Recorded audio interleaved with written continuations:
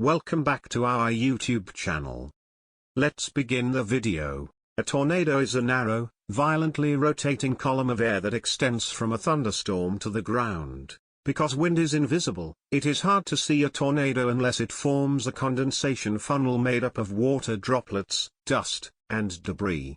Tornadoes occur in many parts of the world, including Australia, Europe, Africa, Asia, and South America. Even New Zealand reports about 20 tornadoes each year. A tornado forms from a large thunderstorm.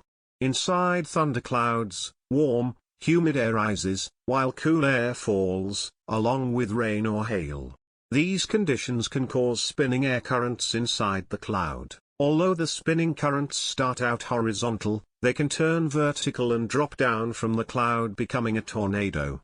Tornado Alley is a nickname invented by the media to refer to a broad area of relatively high tornado occurrence in the central United States.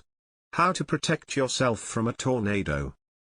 First of all, you should be prepared for the tornado with the following items like tornado emergency plan, battery-operated TV or radio, emergency kit, and a list of important information.